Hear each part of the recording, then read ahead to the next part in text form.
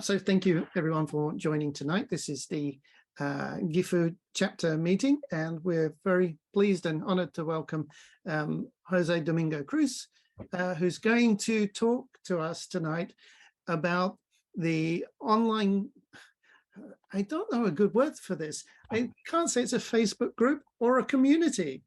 It's both. Both. It's both. Yes. Facebook group and community, online teaching in Japan. Mm-hmm. And without further ado, I'm going to let Jose get into talking about this topic tonight, and hopefully it'll be of interest for all our chapter members. And thank you for those people outside our chapter who've taken the time to join us tonight. Okay, over to you, Jose. Thanks very much, Glenn. Thanks very much, Brent, for inviting me. I don't actually get many chances to do a formal presentation on OTJ. I usually spend my days thinking about OTJ a lot.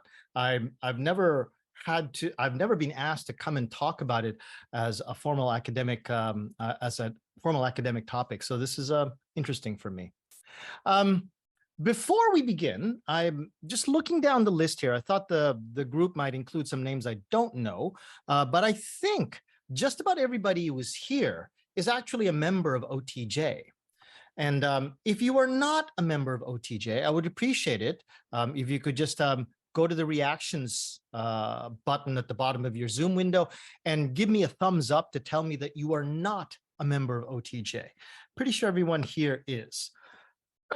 Which would change the content of what I'm going to say, the way I say it, because then I don't have to pretend that I have to spend a lot of time explaining what OTJ is. Okay, so I was right. Almost everyone here is a member of OTJ. Okay.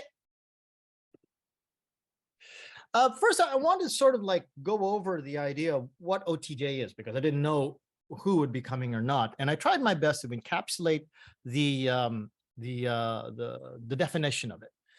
Basically, it's up there. It's written. I'm sure everyone here knows how to read. They don't need me to read it out loud for them. I hate it when people do that with their slides. But basically, it's as Glenn mentioned, it's both things. It's a community and a Facebook group, which, by the way, reminds me of that old Saturday Night Live joke. Yes, it's both a furniture polish and a dessert topping. But maybe you guys don't know that one, but that always cracked me up when I was a kid.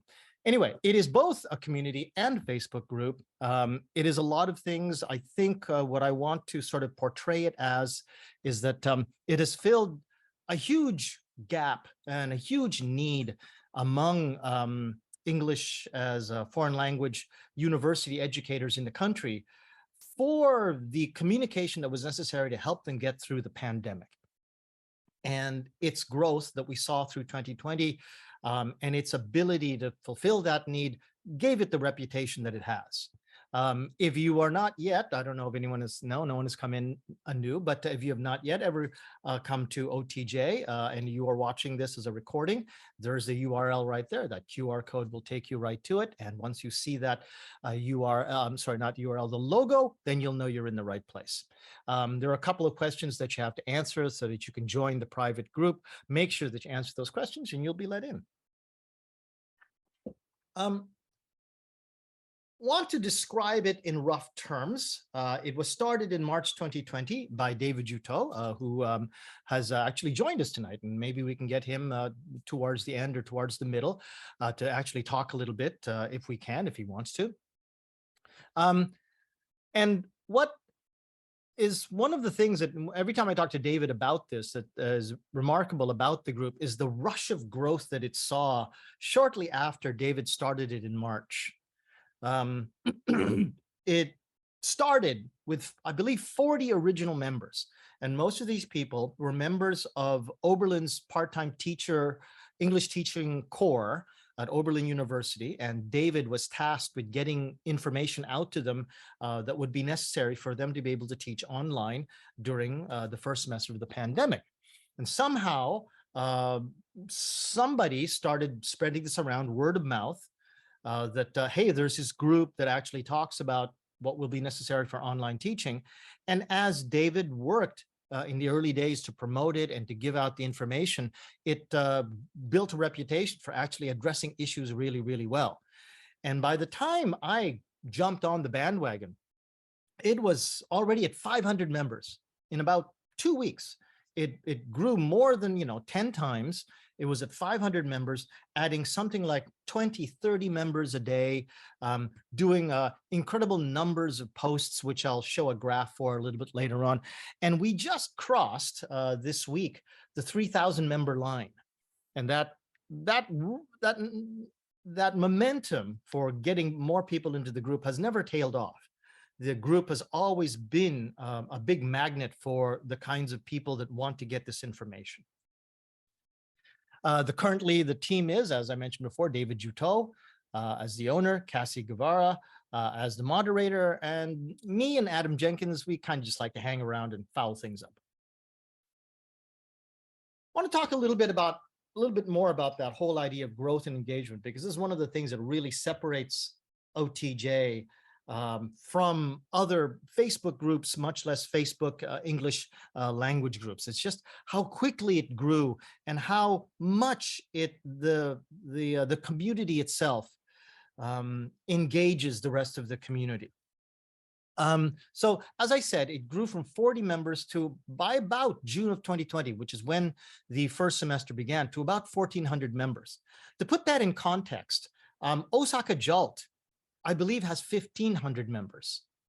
And West Tokyo JALT, and I believe Tokyo JALT and a few of the other Kanto groups themselves are actually smaller in size.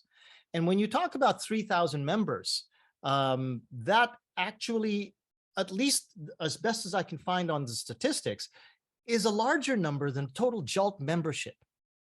JALT's membership, the last time that I could find a number that was actually published for it, is something like 2,800 members. Now, granted, JALT is a paid nonprofit organization, and this is something else I also want to stress as I talk about what OTJ does. I'm not in any way comparing it negatively to any other groups. We are different from other groups, and we have a very different profile from other groups, but other groups do things that are different from us.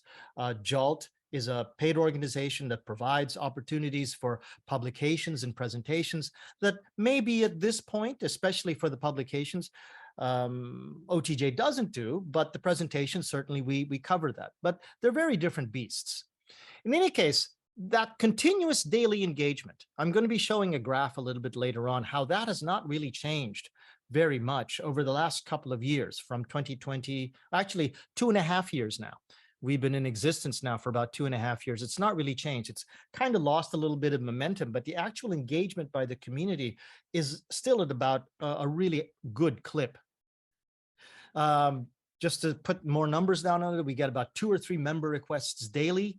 And pretty much every day we get just as many that we actually refuse, because they turn out to be people that we think are there for commercial purposes, or didn't answer their questions, or we just thought, no, I think that sounds like trouble or smells like trouble.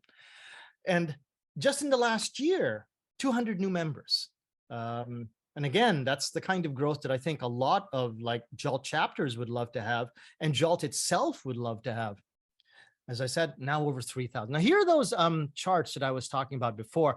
I'm going to create a new share here so that then I can just zoom in on these. So excuse me, I'm just going to clip that share off and then come back to it, because I want to go in a little bit bigger on these things. So this is the engagement over the last 28 days. So basically the last 4 weeks of all of the things that have been happening on OTJ. These are all of the posts, the comments, the reactions, and you can see that it has spikes of activity. Basically, it has something like 50, on the average, something close to like 45 to 50 total posts, comments, and reactions every day. That's a very healthy clip. That means there's people constantly doing stuff on the group. It doesn't stagnate. It doesn't spend like an hour or 2 hours with nothing happening on the group. If you're a member of OTJ, OTJ posts and threads are constantly going up to the top of your timeline. And even this past 4 weeks, the total number of people that go to the site on a daily basis averages around 450 unique people. And over the last 4 weeks, 1,718, almost over 1,700 unique people actually come to the group. Again, huge engagement.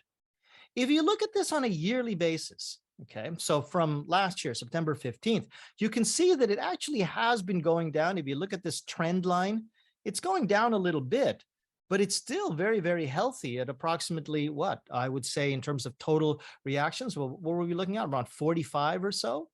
And at one point last year, when we were still getting ready to go into the second or into that would be the second fall semester of the pandemic, people were still exchanging a lot of information and still talking about what do I do about this, what do I do about that. And while that momentum has slowed a bit, it's still very, very healthy. And the number of active members is still also very healthy. In terms of unique membership, we have 3,000 members on the books. But in the last year, what is that? That's basically about 80% of them have come to visit the site. So we don't have a lot of people who just join and then never come back. 2,200 members have come over the last year to check things out. You can see over the last 4 weeks that 1,700 members have come. So a very, very healthy engagement with the group. Okay, let me go back to sharing this as a complete slideshow.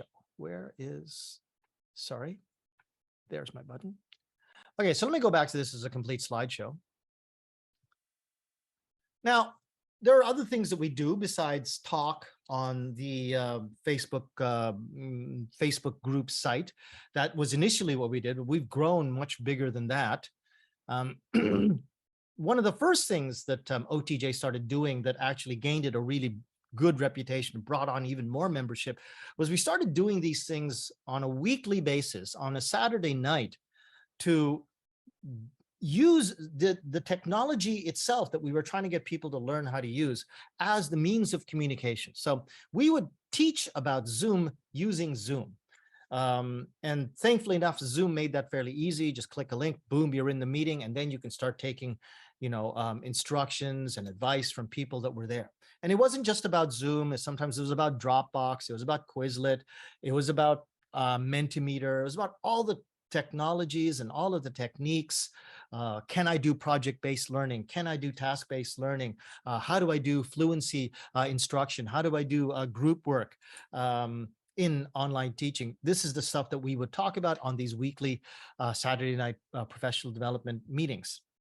And they were fairly well attended. At the beginning of things, the people that were coming in there were something in the order of about 40 people per meeting.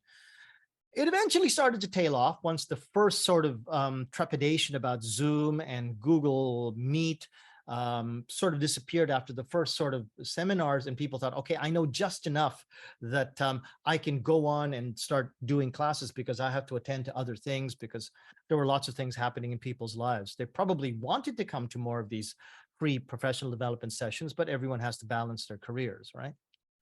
We also, shortly after we started doing the Saturday evening things, we started doing the Friday night social, which I'm pretty sure almost everyone here has come to at least once, maybe twice.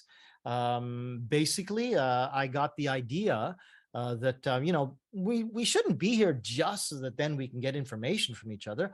We're telling jokes, we're making friends. Why don't we have an event where we just let our hair down and we just start talking to each other as friends? And that was the Friday night social. That became very popular and outlasted the Saturday night professional development seminars. It still goes on to this day. We also developed first out of a podcast that David and I wanted to do, a video podcast that we were doing based on the stuff that we saw in OTJ. Now we have a twice monthly talk show called OTJ TV, where people, these are pretty high level people like Dorothy Zemak, Dr. Louise Ohashi, Mark Helgeson, Curtis Hart Kelly, Charlie Brown. All of these people come and give their time to sit in on an interview and allow themselves to be seen by the OTJ membership in a light that's a little bit different than them being on stage with a prepared presentation, and where their only time that they spend actually talking to people while they're in the presentation is the last 10 minutes answering questions. OTJ TV turns that into like an hour and a half, and I personally really enjoy those episodes. We also started doing our yearly summer conferences shortly after we were able to take a breath in around July of 2020. And we started the summer sessions, which you can see there are SS20, SS21. This year, we did something on a smaller scale called Bridging the Gaps. And that was a specific theme for getting people from all of the different levels of English education in Japan to talk to each other. Basically, we have our own conferences, which were, again, very well attended, again, by people like Dorothy Zemak and Charlie Brown and Mark Helgeson were giving seminars and giving of their time for professional development through the OTJ venue. It got so popular that people were talking about a lot of things that we thought were so popular they needed their own group. So the very first one is actually the one on the right-hand side there, OTJ Moodle. We noticed that there was a lot of talk about Moodle, and maybe these people who are doing Moodle need to have their own group. So we made a spin-off group called OTJ Moodle, which actually I remember that I was wanting to share this with everyone. So there's OTJ itself, and OTJ Moodle is over here.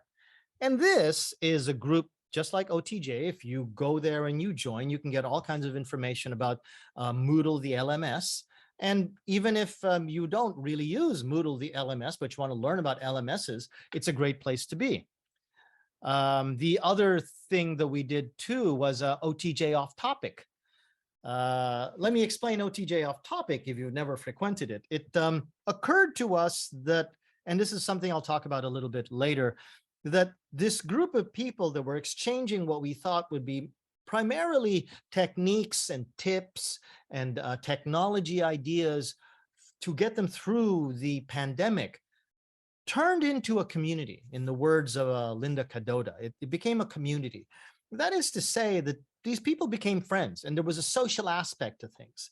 And that because there was a social aspect of things, different topics started becoming discussed.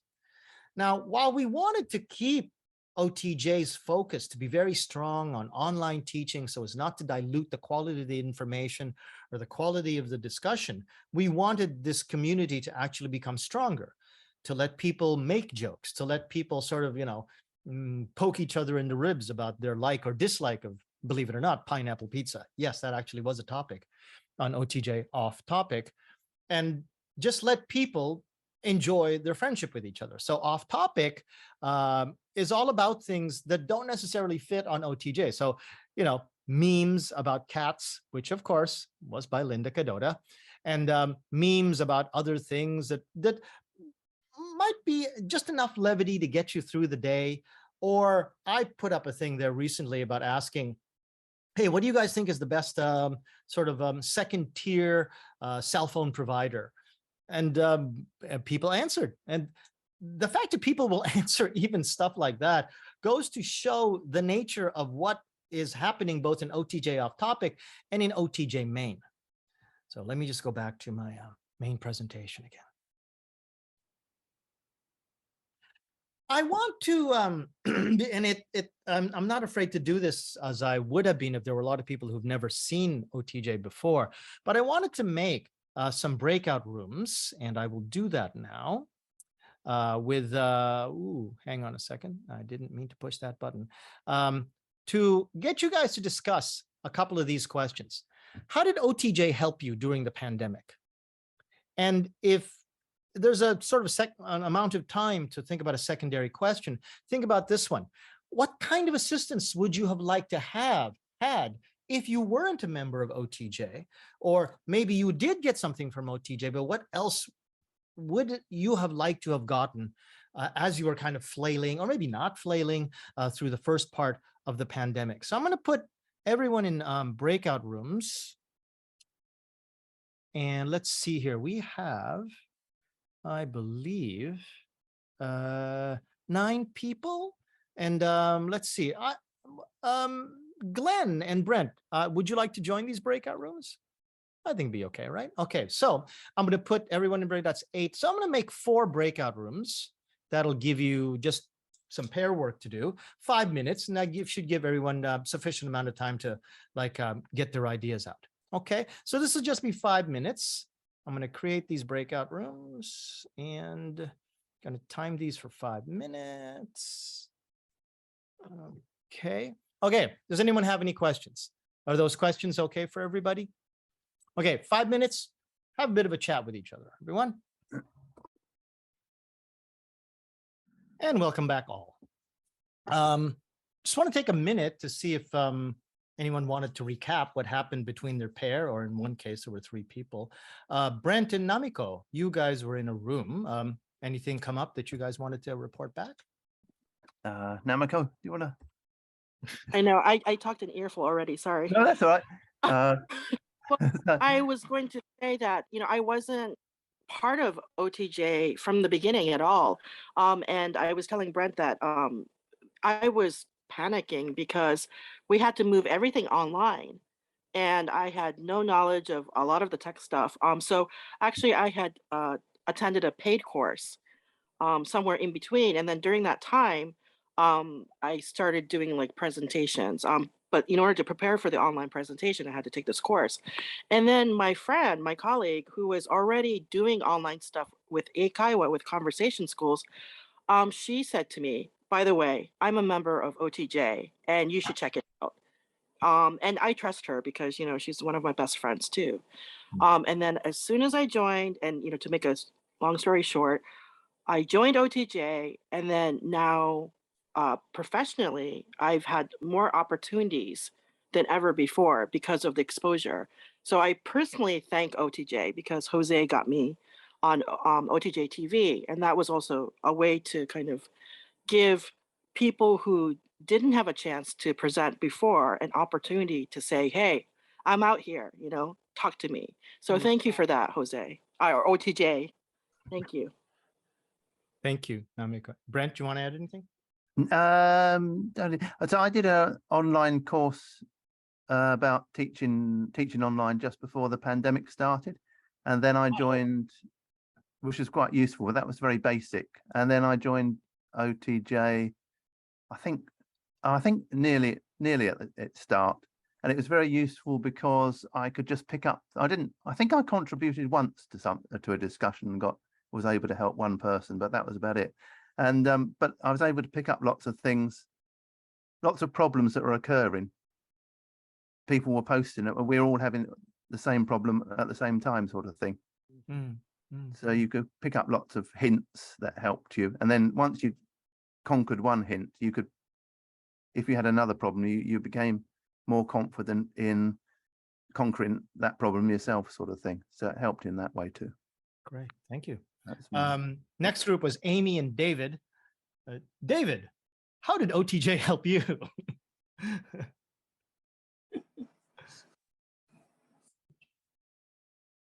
You're muted. Oh, I love it. David, you're literally muted. Dave, you're muted. No, you're muted. You're still muted. Still muted. There you go. I haven't used Zoom in how it helped me was it helped me focus my attention on solving the problem, the riddle that I had, which I had no idea how to teach online. So by making the group, I found myself in the center of the action of learning. Right. So that's how it helped me, which was kind of fun. Yeah, good. Amy, I'm sorry I muted you because I think I was getting microphone feedback from your speaker, but you want to open up your microphone and tell us what maybe you came up with really quickly? Sorry, thank No problem. you. I'm just a casual looker. I didn't really, during the pandemic, only spent 2 months online teaching, and that was it, because I'm an international preschool teacher, and once the schools, public schools came back to face-to-face in June 2020, I was face-to-face and have been face-to-face since then. So it's just, I really like the OTJ TV. I learn a lot from those video podcasts. I watch on Facebook, so I watch it a lot on Facebook. And I told Dave this. I learned I learn a lot from the group, because you never know when you are going to be thrown into the deep end. So I have learned a lot from everybody from the group, even though I don't teach online. I might have to do someday. You never know. Adam and Bjorn, you guys come up with any interesting points that might not have been covered yet? Bjorn, if you want to open up your mic, or if not, then we'll just go on. I think most have been covered already, and I was late to join OTJ. Got it. Adam, did you? I might just add that, yeah, so my start in OTJ, I didn't really need as much help as most people because I'd already been doing the e-learning thing for about 10 years before the pandemic. But when I came in and saw Jose leading those Saturday night sessions, that was my into OTJ. And I was seeing him, you know, opening up his Zoom room, letting other people take over, become host, and try out in their hand at actually making breakout rooms and thinking about the pedagogy. How would you do this in the classroom with the class of students, and what problems are students going to be in you know, getting hands-on experience at how everything was. That was awesome. And then in those Zoom sessions, people kept on saying, "Oh yeah, I saw that on OTJ. What's that?" That was my into OTJ, but those, you know, and it had the same mindset of, you know, everybody, let's help each other. And so that was really addictive. That was so awesome. So thanks, Jose, for that as well. Thank you. But this is about OTJ. It's not about me. Glenn, Michael, and Natsuho, you guys were in a room together. Anything interesting come out of that? Pretty much. I'm the same as Brent. The only thing that I would add was that I wasn't using Zoom. I was using Google Meet. And so I think because a lot of the discussions were about Zoom, that I more gravitated, is that even right? Yeah, that's gravitated, yeah. Towards a Google Educators group in Nagoya. Right. And but there was a lot of discussions that, as Brent said, you know, looking at problems people were having and saying to myself, "Oh, yeah, okay, it's not just me then that's struggling with that." I think where's she gone? Natsuho. Natsuho's quite interesting because Natsuho was doing her studies at that point. Right, I was a student at the time, and.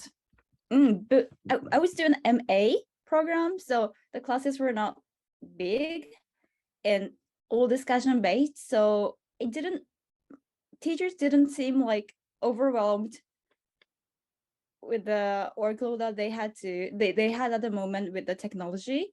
But there was one teacher who was using Microsoft Teams, and all the other teachers were using Zoom. And there was one teacher who didn't have the paid Zoom account, so he was like, he sent me the link, and I go to the link, and after 40 minutes, "Oh, it's time, I will send you the new one, so please come join me again," and join the class again, and after 40 minutes again, because it's 90-minute class, do it again. It was okay because it was a like nice cozy class, but it was kind of interesting. Okay. I think, yeah, he maybe needed to join OTJ, found out there was a way to actually solve that problem. Michael, did you want to add anything? I had a lot of friends that joined, and so it was nice to see people I knew online sharing ideas and things. I'd had an opportunity to learn about Flipgrid before the pandemic started, so that was sort of one good tool in my pocket. And yeah, like, I mean, I'm comfortable with computers, so I sort of got to grips with Zoom. And like, I'm a part-time university teacher, so I was using different kinds of software. So I was using the Google Classroom, but then also Zoom and various things and stuff. So and yeah, like what Glenn pointed out, it was nice for the community to know that you're not alone and have like a benchmark for how everyone's doing. It would have felt quite scary to think, "Oh, am I letting down my students?" And like, I wonder how the students are doing, like what's their sort of reaction to my online lesson, because yeah, not very easy to get honest feedback directly from the students. So I knew that everyone was sort of struggling, and yeah, it was just good to sort of know the sort of temperature of what was going on throughout the country. Yeah. Right. Okay. Righty. So let's go back to what I wanted to point out. So that's the basic structure of what OTJ is. And, on the face of things, basically it's a Facebook group. People talk to each other. We have events. But I think there's something more to what it is, if you look a little bit more deeply, and what it can point to in terms of what I believe and what I see as a paradigm shift that I may be in the making in terms of how not just teaching is done, but how professionals, not just in English teaching, but other professionals, like-minded individuals who want to communicate with each other beyond the boundaries of professional development communities up to this point, what they can do. So why it grew is the way I'm going to approach this. Why did OTJ grow so quickly, grow so fast? Well, number one, as people were saying before, there was a vacuum that was left by our institutions, by our schools, by even our professional development communities. And while I cannot, of course, speak for all of the different chapters of JALT that maybe were very quickly trying to get meetings together to help people. For example, in Niigata, Melody Cook, as soon as she felt that she was on her feet, started organizing meetings again for her chapter through Zoom more often than the monthly meetings, and probably the most chapters did. But OTJ did it in a different way. We were able to take advantage of social media. And oops, I'm on the wrong page here. We were able to take advantage of social media to provide synchronous and asynchronous communication, which was something that JALT at the time was never built to do. JALT was a professional development community that was designed to help individuals publish the research and to present at conferences and be able to put that onto their resumes, which is a very, very important aspect of what communities like that do.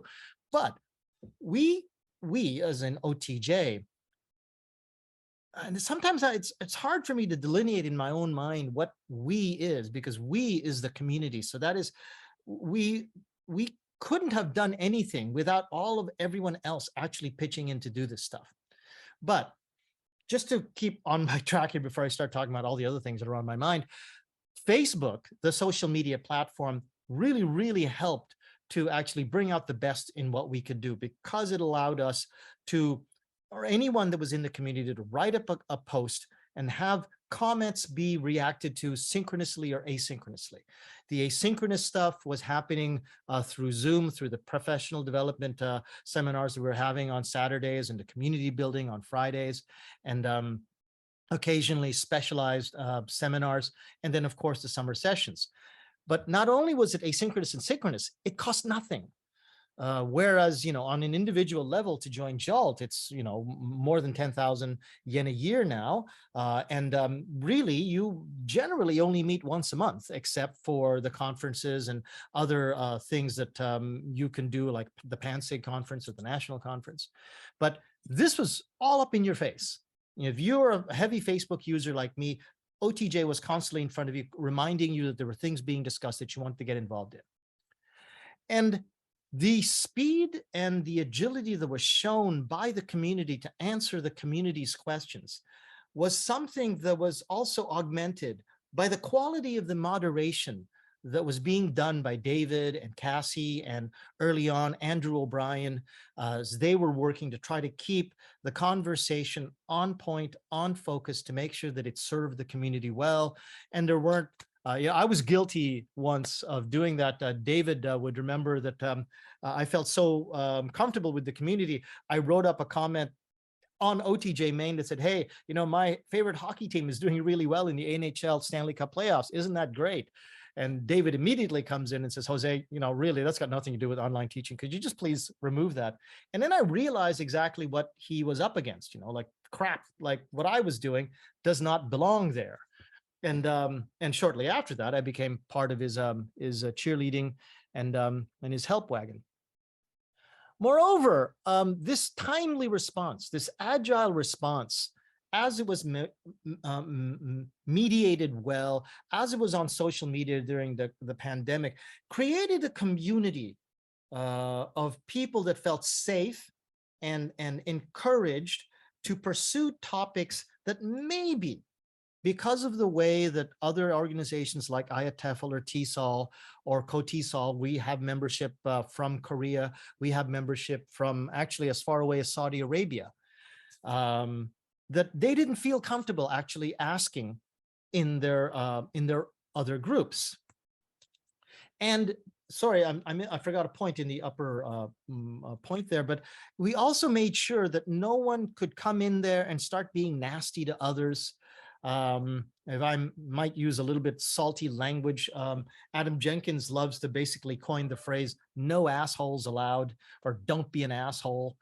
So we just basically have a very general idea that, look, just try to be nice, try to be a professional, you know, in front of other professionals. And we did have problems actually with people you would think wouldn't be like that. But yeah, there are people you would think would know better, but they were somehow, they had their own agenda, or they just couldn't help actually creating nasty posts. Another aspect of this that was important was the fact that there was, apart from David, the owner of the group, there was no real hierarchy. OTJ doesn't have a constitution. Apart from the fact that, you know, we say no spam, no self-promotion, surveys must be such and such, we keep the rules to a bare minimum. We make the rules only as they become necessary and it becomes obvious organically that we need to make a rule against something. Otherwise, if people want to do things, if people want to contribute, you know, all they would really have to do is just go to David Juteau. Often they come to me and I say, well, why don't you go talk to Dave about that? I'm not the owner of OTJ, he is. And provide your suggestion, and more than likely he'll say, yeah, go ahead, run with it.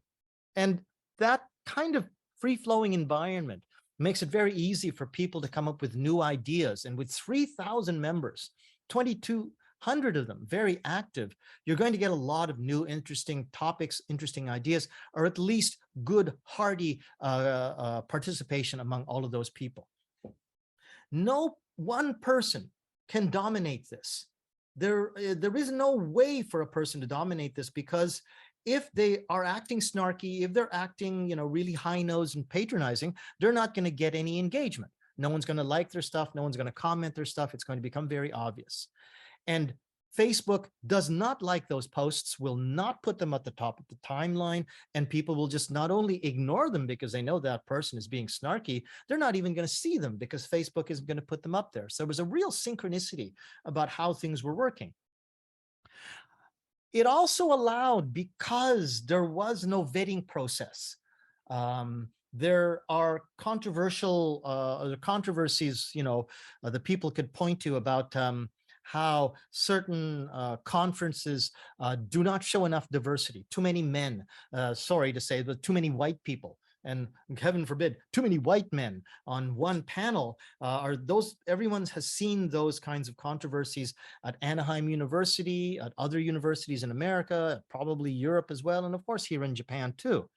But in OTJ, because of the fact that there's no real hierarchy, when somebody wants to bring up a topic, like let's say my friend down there, Alex Burke, when she wanted to get attention for her favorite sort of topics in neurodiversity and accessibility and equity, they're very easy to bring up to the top. And because these are issues that people really did, even before OTJ came along, the pandemic came along, really did want to hear about, here it was front and center to them, not having been vetted by a vetting committee, not having to be seen and read first by somebody else before anybody else can read them. And when that engagement starts to hit, when the likes and the loves and the hugs and all that stuff go onto your post and go up to the top of the timeline, it gets even more reactions because people see it more. Again, that synchronicity between the social media platform and the fact that people were hungry for this kind of information. I want to talk a bit more about the idea of decentralized communication too. This grassroots, the word grassroots, this is something that's been used a lot by David Juteau. That's something that he talked about in our podcast. And I think still very much, I mean, it might be overused, but it really, really describes how OTJ grows and maintains itself. It's not because we have a lot of money coming in. It's not even because, you know, the moderation team are spectacular geniuses. Trust me, I know I'm not one of them. If there are the other three happen to be geniuses, I'm not one of them. But the fact that everyone participates and everyone wants to see OTJ succeed, and they can speak directly to each other. They don't need to talk through us. The idea of not vetting it, and just as long as people stay within those minimal group rules, people can talk to each other and discuss the topics that they want to speak frankly and efficiently, directly, timely. This all culminated with something that I will refer to for the first time here in an academic presentation as the moose. And I want to show you what I'm talking about here. For those of you who attended the OTJ summer sessions, you may or may not have known the way that we actually organized it was through something called the moose. The acronym is MOOS. There's an E at the end, just so then we don't end up saying it, it's a moose. But it's how we organize the OTJ summer sessions. This is a link that's at the top of our website. And if you want to read it, it's an idea that Adam Jenkins and I put together to describe how we wanted to create a new paradigm for conferences to be organized so that it wasn't organized by a vetting committee. The vetting committees, of course, are very important because that's part of scientific tradition for professional development groups like JALT and TESOL. But we wanted to stay with the momentum that OTJ had in terms of getting the community to talk to itself and letting the community decide what it wanted to hear. And the idea of not vetting presentations, the idea of letting everything through was a little bit radical and a little bit controversial at the start, but it seemed to work very well. Not only was OTJSS 20 very successful, but OTJSS 21 was something that people were demanding to the point where, you know, Adam and I basically had to sort of convince ourselves to not follow our original decision to do it again, but we ended up doing it again, and it was just as successful. And if you want to read all about it, I'm not going to read this whole document, but it's a link. I don't know if you're going to do me. Oh, there you go. Thank you very much, sir. He put the link in the Zoom chat, and you can read this document here. And he and I will actually be presenting on the moose concept in mid-October for Matsuyama JALT. If you guys can catch that, I believe it'll be a hybrid presentation, and maybe you can find out a bit more about it there. Yeah, never again. Yeah, right. Okay. Also, another thing that I think doesn't get enough recognition is how people saw OTJ as a social outlet. When we were all cooped up and we weren't allowed, well, we were allowed to leave the house, but we knew better than to actually go out and do things. And there were many places to go and do things anyway. We basically were stuck inside our houses. We were given an outlet to at least, you know, speak to each other about, as Michael was saying, an ability to see if, you know, you're on the right track with what you're doing, with your ideas. Oh, sorry. I'm not on the right share. I was on this share. Sorry, I was still on the other share. The social aspect of OTJ allowed us, even when we were cooped up, to speak to each other, to communicate with each other. And as people were doing that on OTJ, it grew, as I said before, into a true community of friends. People who started actually helping each other, not just professionally, but actually personally. And I've seen this before. There were some amazing things that people were doing to help each other when they were in distress in personal circumstances that probably would not have happened were it not for the fact that they met on OTJ. Oh, okay. Well, that was in the wrong order. And these like-minded individuals began policing the board themselves in a way that made the work for David Juteau and Cassie Guevara a lot lighter, because they themselves felt an investment in the quality of the group to want to sort of, I don't want to say chide or ostracize, I'm trying to think of a better word, try to tell whoever was maybe going off the wrong side of the road that, hey, you want to steer back into your lane. I'm sorry, that was out of place in the build order. But this was all possible because of these new technologies, not just Facebook, but also Zoom itself. Zoom contributed to the quality of the Friday night social, where a lot of these communities and community bonds were cemented. And it inspired us to start thinking about what we could do towards the future. As I was talking about the moose itself, you know, being able to do this at any time, not just, the national conference once a year, or maybe PanSig once a year, maybe your SIG conference once a year, maybe 3 opportunities, maybe you go to enough chapter meetings, but you don't meet these people around the country. That is something that OTJ offered through Facebook. And I think people found it inspiring enough so that they wanted to actually do more of it. Sorry, again, I got my build order wrong, sorry. Oh, gosh, I think I ended up, yeah, I think I may have forgotten to take this slide out. I'm sorry, I forgot to take the slide out of my presentation. So a lot of these points are actually repeated. But I also wanted to talk a little bit and ask your opinion on what you think OTJ can do to sort of maintain this success. And before we go on to that discussion where we go back into breakout rooms, although I don't know if we're going to be falling into the break time first, I want to give you some food for thought about how to continue this success. I think that if nothing else, in my opinion, we have to somehow maintain this idea that the group itself will not be controlling the group. For one thing, David and Cassie and Adam and I, we have limited hours in the day. As much as people sort of look to us to provide leadership for things, we want to encourage people to try to follow our lead, to come up with the new ideas, to come up with the new incentives to create new events, just in the same way that Adam and I did the summer sessions, just in the same way that the Saturday PD sessions were done, that more people in the group actually do that. If we can foment that, if we can foster that, I think that will be very, very helpful for the future of the group. We also, I think, have to, and I tried to word this sentence as carefully as I could, to preserve the relevance of the discussion. Whereas the emergency in 2020 and partly through 2021, and to some people's opinion, even now, the emergency of the pandemic made us want to talk about online teaching.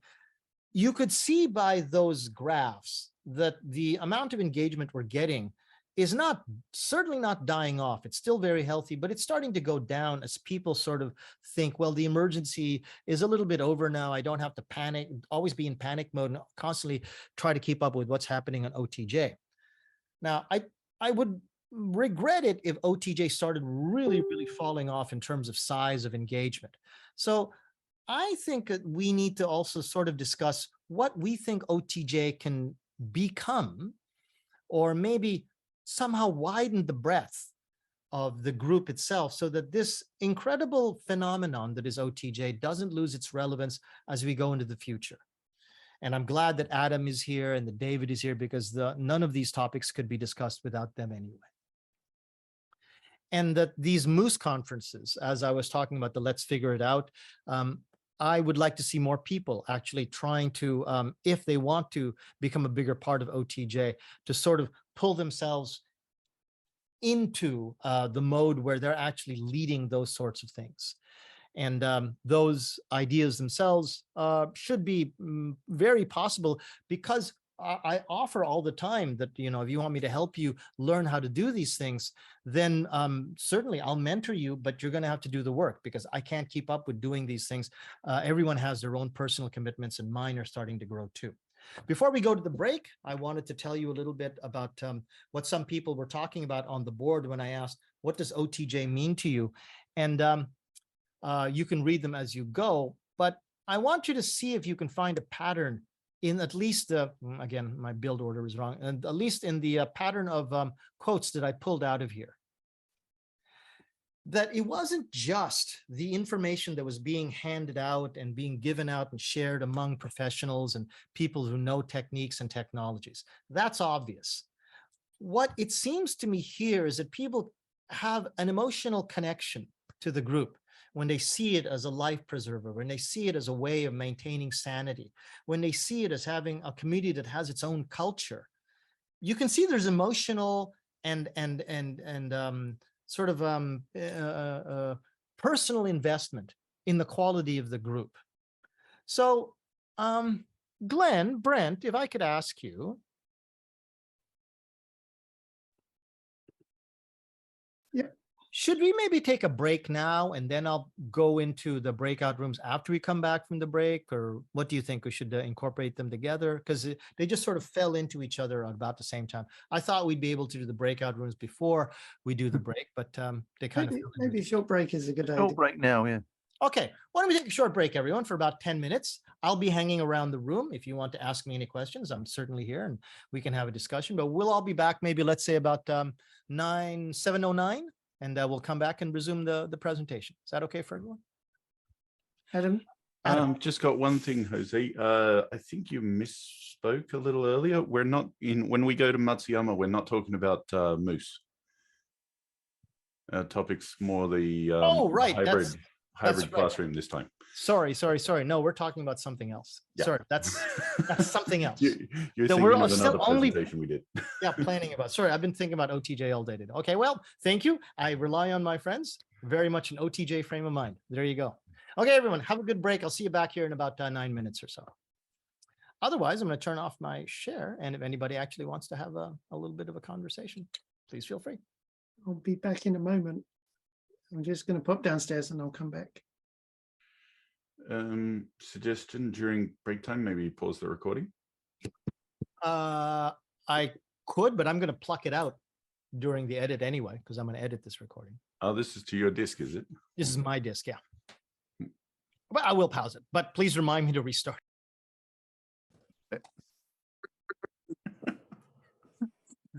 Welcome back, everyone. Let's see, this time, if I'm not mistaken, COVID boy is Eric. Yes, it is. Yeah. Yes, it is. Okay, there you go. So it's Eric and Brent and Natsuho in one group. You guys want to tell us what came out of that discussion? Oh, Natsuho was good from the student, because Natsuho was a student during the pandemic, so she gave us some really good concept from the student's point of view. Well, this is not really what I learned during the pandemic, but what was tough for me was that because the very first, like, I don't know, when the COVID just started, like the first semester of 2020, teachers were kind of able to go to school because they have offices and that is where they work, but students were not allowed to go to school. So we were staying all day, all week, home. And that was tough for me. Like I needed to do everything by myself.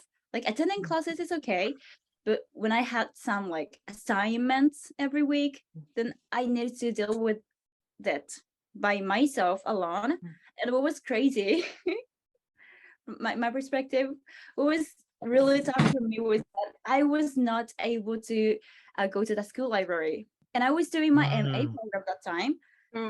And all my assignments need to like look professional or better than BA students, but I don't have the access to the library. Like, where are my references? So that was tough. Like, I was able to like contact the library and ask them to send the books. But if I don't go to the library, I don't know what kind of books they have. So it was kind of tough for me. So what I did was I messaged my friend who was working but has not who has a job that is not related to education, and asked him, like, I don't have much, like, enough books at the moment, but can I have your books? Can I take a look at yours? That's what I did during that time. I think one of the things that I liked talking about before the pandemic, but I didn't get as much attention from perhaps other teachers because there wasn't enough opportunity to make it at the forefront of their minds, was the idea that, by the way, Natsuho, most of the teachers probably that you had were not necessarily full-time teachers that had their own offices. Most of them are actually like me or Alex Burke, and they're part-time teachers, and they were locked up at home just as much as you were. So we completely feel your pain. And what I wanted to say was that, that the pandemic, because, you know, there's nothing much else to do at home except think about how you can try to do what you can with what you have, heightened our senses to try to feel a little bit more empathy and perhaps a little bit more compassion for the things that other people are going through. And if there's any one good opportunity that came out of the pandemic, it's, as Natsuho would probably say, like, try to think about your students a little bit too. Let's see, who else was around? Amy and Michael. Michael, do you want to talk a bit about what you guys might have discussed? We talked about some of the technology we started to use, like in person with the students, like Quizlet and Flipgrid and things, and like bringing technology more into the classroom, knowing what they're capable of using. I think Amy suggested that that's one way that OTJ could like move forward, is to focus on the technology for face-to-face, not just when you're in the online environment, and giving help and how you can use things like that. And yeah, we shared some stories. Excellent. Thank you very much. Let's move on to the next room. Adam and Bjorn. Bjorn, if you want to rep your pair there.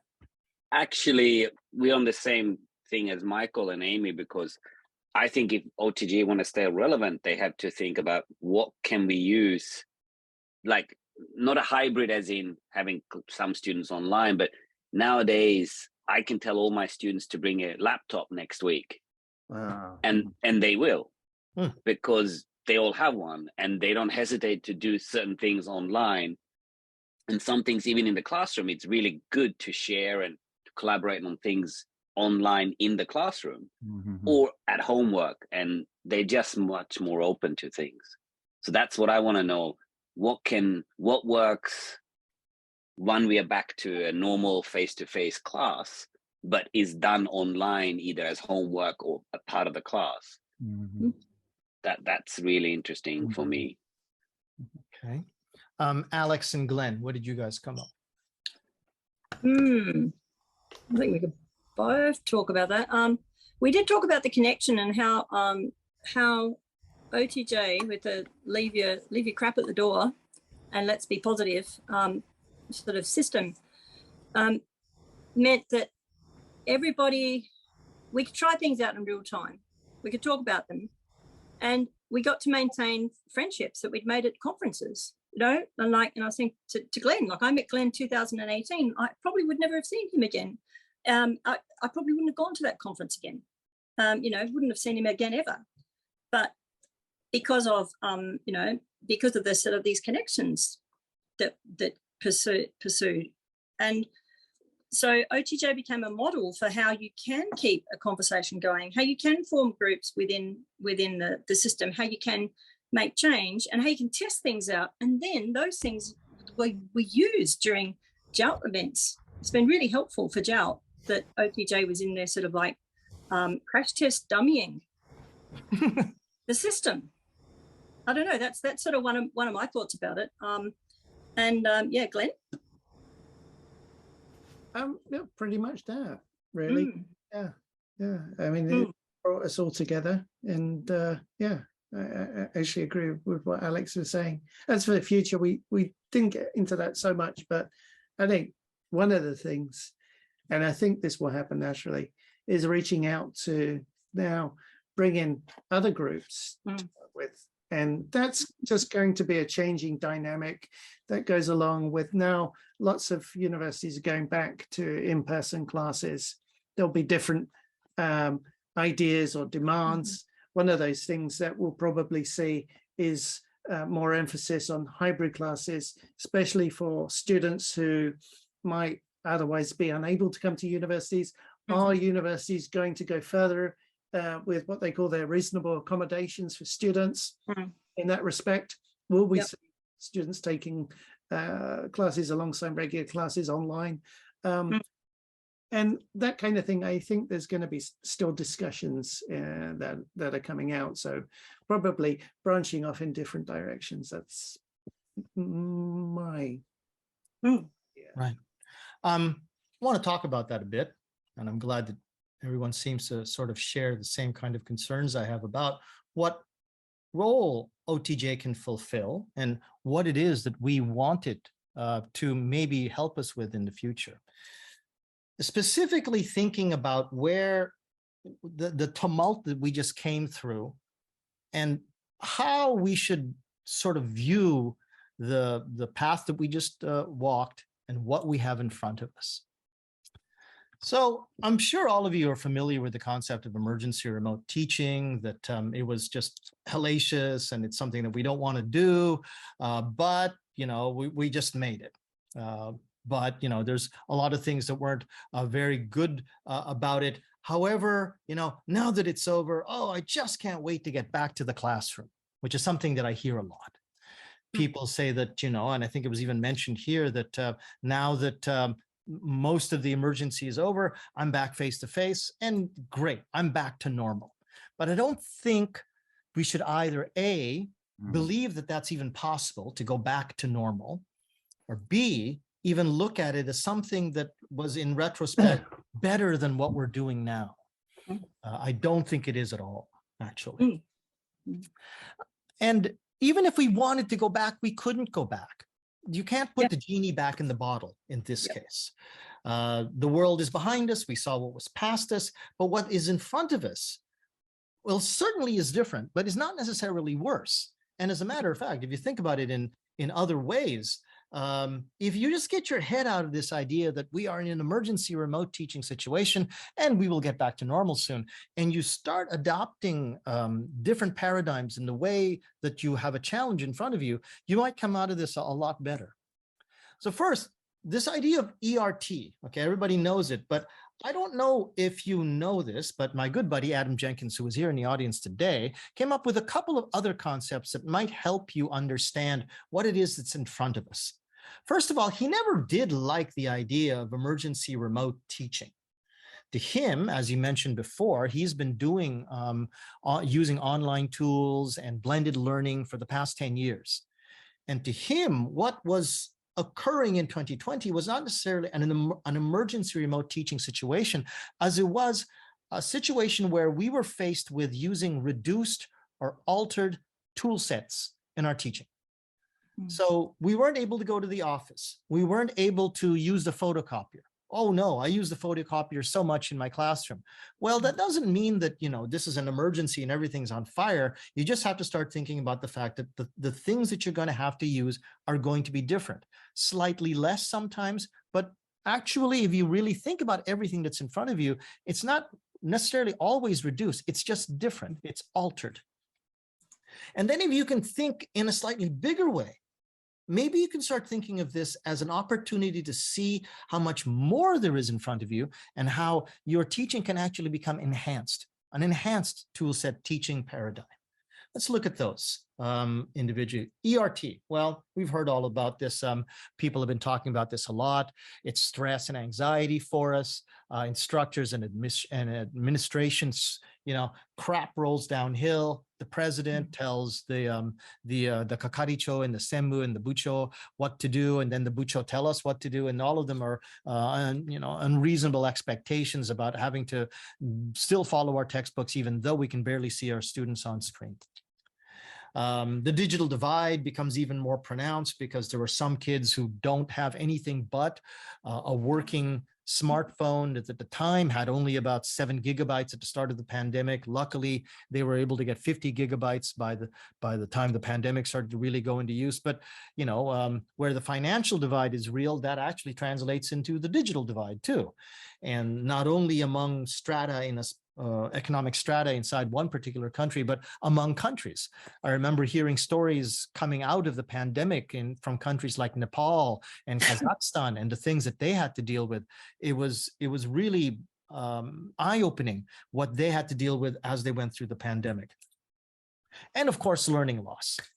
And if you think about ERT, it's nothing but a lot of dark clouds, and you think, oh, this is horrible. It's no wonder that people want to leave this behind them and go back to what they think they were doing before. Now, coincidentally, the acronym RAT, Reduce Altered Toolset Teaching, actually was occurring during 2020, which was on the Chinese zodiac, the year of the rat. What an interesting coincidence. So let's think about, and Adam, feel free to correct anything that I may be getting wrong as I try to portray your ideas here. Let's think about what Professor Jenkins actually wanted to say about reduce or altered toolset teaching. It was a precise definition of you and your classroom. what do you have in front of you? Now, maybe you're not used to these things. Maybe suddenly you've gone from using a projector just to show your PowerPoint slides, and now you have to use Zoom. Now, you might think, oh no, this is worse. No, actually, if you really learn how to use Zoom, it's so much better. I'm not going to get into a whole discussion about how much more Zoom can augment even a face-to-face classroom. But if you immediately start to think that it's different, so it's bad, you're really putting yourself at a loss. You just think about the fact that these things are different. Some tools are missing, and some have simply changed.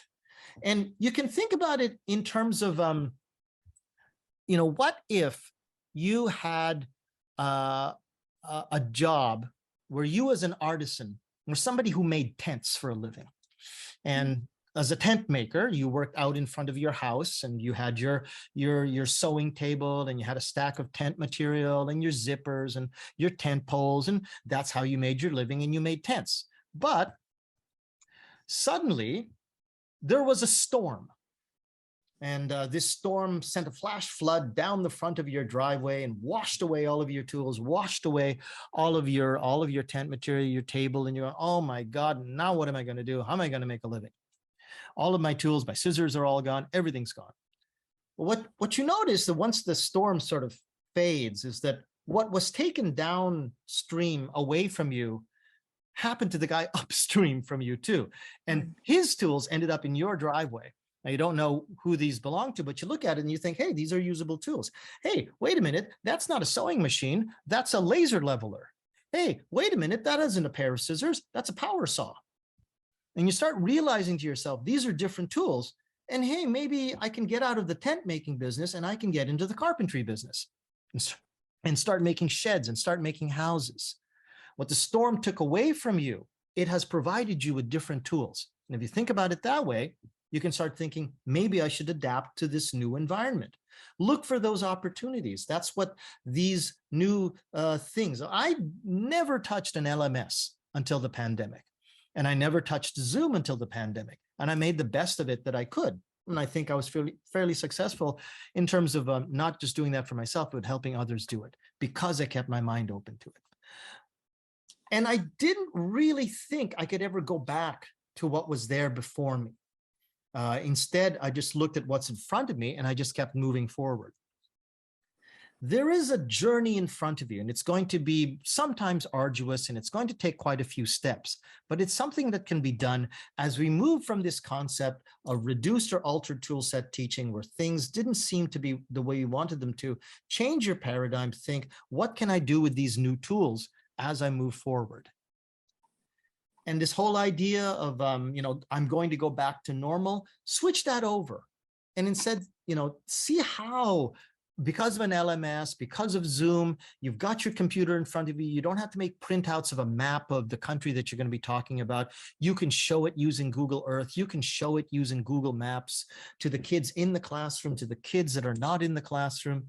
I personally, this is a quote from me, that I'm never going to go back to paper again. And literally, I will not. Anytime I can get away from not having to make printouts, which I might have to take back, and then it's got kids' fingerprints all over it, or kids were breathing on it or something. I don't want that paper anymore. I'm going to do all of that through my LMS. And take inventory of all of these new tools that the storm washed in. And from that journey that you start on foot, maybe you're going to be starting to take bigger journeys onto a larger stage. Okay, but remember also too, you're not going back. The genie's out of the bottle. The technology will not be ignored. You might ignore the technology, but unfortunately, I think the number of teachers who think that they can get away with ignoring technology in the classroom or ignoring what it is that technology can do for the classroom is going to become smaller and smaller and smaller over time. Just one example, machine translation. Now, Dr. Louise Ohashi and a friend of mine, Susan Jones, talks about this topic in a much better way than I do, but I just want to draw one example to it. When we first started seeing what Google Translate could do back in 2018, 2019, we laughed at it because we thought, oh my God, what horrible translations. And when, by the way, kids, if you use that in my classroom, you're going to get pegged for plagiarism. I'm going to have your butt tossed out of this class so fast you won't believe it. That's cheating. Now, I draw the analogy to the time that a lot of people are probably my age, or in your mid-50s or so, and when we were going to high school, and the fact that our algebra teacher might have seen us using a calculator, said, hey, you know, you're not going to have a calculator with you all the rest of your life. You know, you got to learn how to use your brain. So I want you to learn how to do those calculations in your head, because calculators carried with you everywhere you go. No such thing. Never happened. No, that's just my phone. No, my watch can do that now. And what of the things that we see right now that we're just dismissing, that like our algebra teachers back in the 1980s and the 1970s were saying, you shouldn't be depending on those tools because you're not going to be able to use that in real life. Now we take for granted. I literally don't use a calculator. I ask Siri to do it for me. So something even my algebra teacher couldn't predict. And if you can actually recite the formula properly, Siri could probably do an algebraic an expression for you. So in terms of machine translation, maybe we look at it badly right now. Maybe we laugh at it. But probably in about 5 or 10 years, as the software starts getting better and better, it's going to be taken for granted that you're able to use that as part of your abilities in terms of communicating with people from other countries. I mean, I already use it myself. I can read Japanese, and I try to read Japanese for my own edification and for my own learning. But if I have to do something fast, I'll admit it. I use DeepL, I use Google Translate, and to tell students that they can't use what I use myself is just pure hypocrisy. The other things that we can do as we move on to this new world include things like creating outreach programs for students from remote areas, as they do in Australia, students who have limited mobility, students who need new approaches in distance education. If we start taking on this paradigm shift, we can start thinking about new ideas to help these people. And if you need a way of thinking that has been proven and spoken about and well researched, I move you over to the SAMR model, S-A-M-R, developed by a fellow, I believe his name is Ruben Fuentedura, back in 2019. And if you want to think about a way to sort of enhance your classroom, think about moving what it is that you were doing in 4 stages. Initially, something simple that involves basically a substitution of what you did before in analog methods and substituting it into digital methods. So for example, if you always took your reports from your students as they type them up and then they drop them into your letterbox, a simple substitution would be just to do that by email. That's simple substitution. But if you want to augment that, you want to actually use the technology to make things better, then you would start doing things like moving your quizzes from handwritten and hand marked to, let's say, a Moodle quiz or a Google Classroom quiz, automatically marked and very easy to update and very easy to read for the students. You go beyond those first 2 parts of the SAMR model, S and A, substitution augmentation, to the last part, which is modification and redefinition. And modification is the idea that the technology itself gives you all kinds of new ideas for what it is that you can do. So for example, just the idea of not just blended learning, but hybrid learning. Now, most of us don't like that idea because it was so badly implemented by the administrations and by the schools, but actually it has potential. The real problem with it was that they asked teachers, one teacher, to do all of the work of teaching students who are in the classroom at the same time they were trying to deal with the students who are not in the classroom. But if that problem of manpower could be approached, it's actually a pretty good idea. Kids, when they're sick, don't have to come and infect the other kids in the classroom.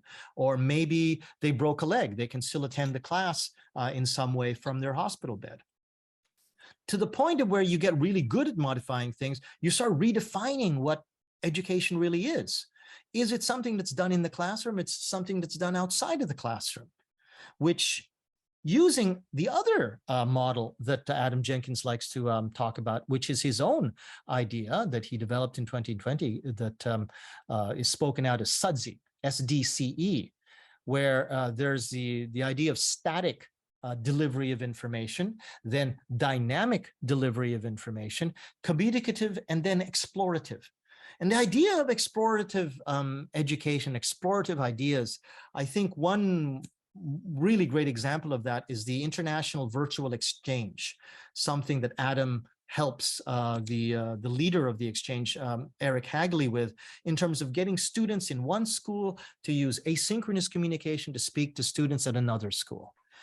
Those things become possible once we let go of the chains that are limiting ourselves in terms of what we can do in the classroom, because the technology will allow us to do these things.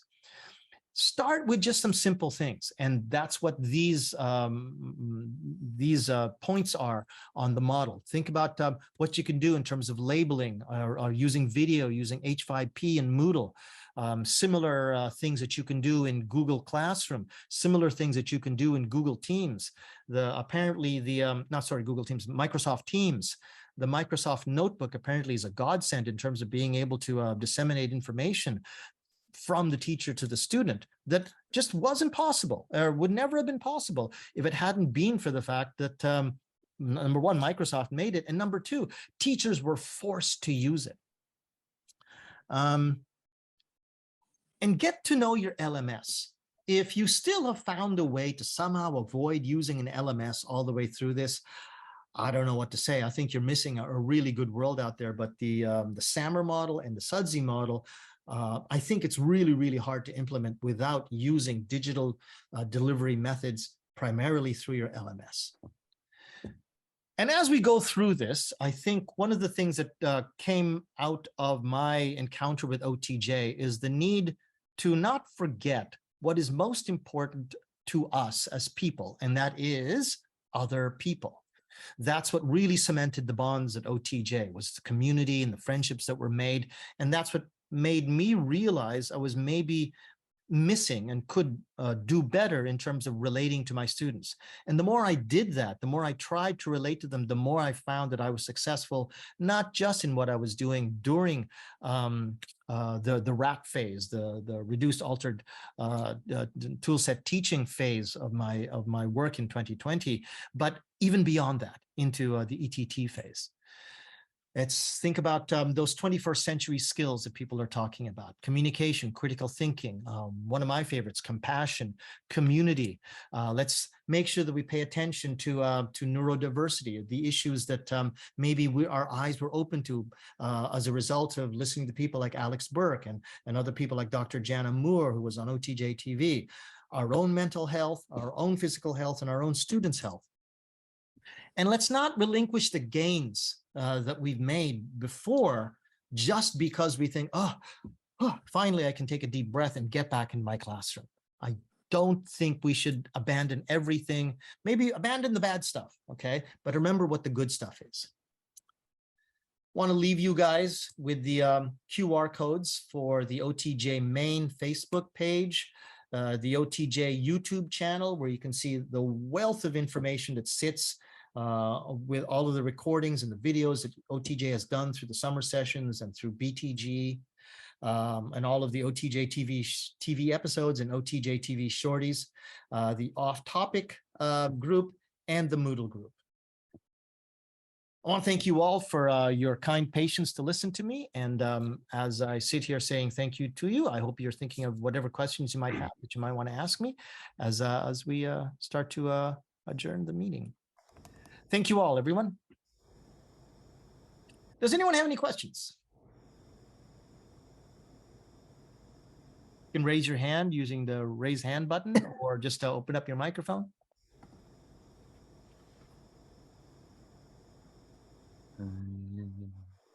No. Oh, this is new. Usually I'm so opaque and obtuse that people have to ask questions. I don't know if this was, I did a good presentation or not.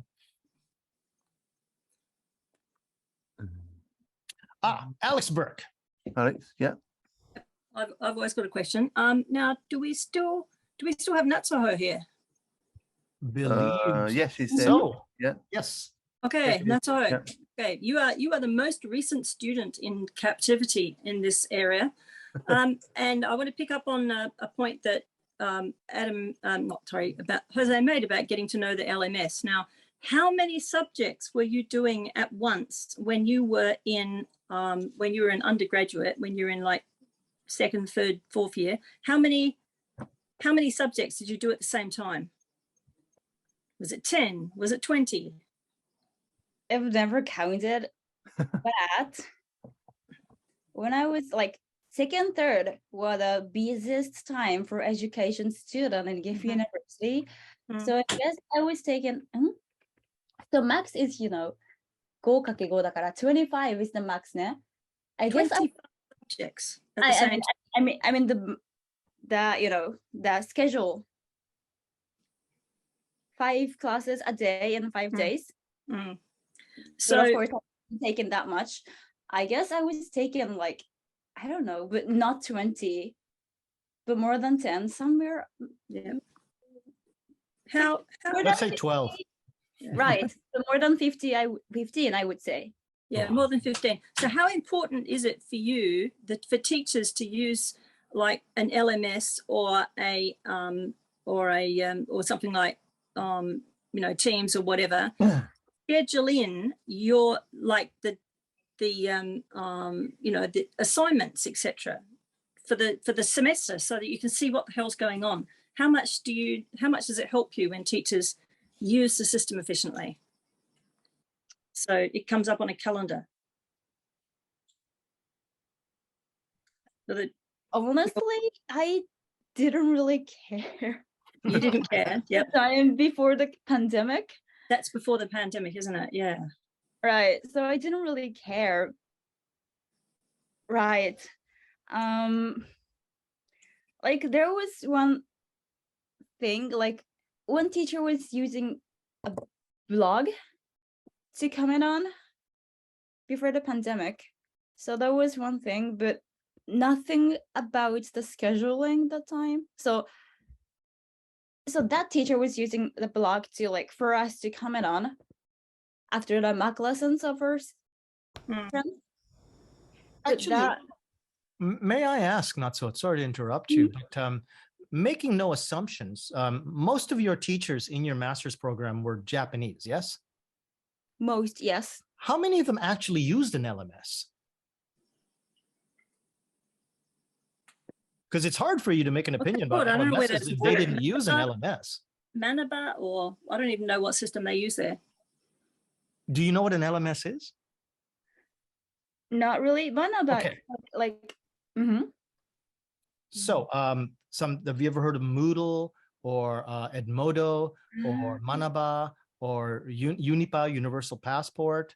Anything like that, where your teacher's using anything like that to digitally give you PDFs or quizzes, and you would type in your assignments into this software, and they would be able to mark it there, and you'd get your grade there. Did they use anything like that? During the pandemic, I mean, during my MA, all of them were using them, and not all of them. I belong to an English education department, and because I knew some of their contacts, and they knew some of them knew my contact email address, for example. So some of them contacted me online or email, like English education teachers, but all the other teachers who are not teaching English, but some other subjects like Japanese, mathematics, those teachers had no choice but to contact me on, so we use a Mizu instead of Moodle or those things on that, because they have no other contact, no other like ways to contact me, right? So yes, I would say most of them were using those.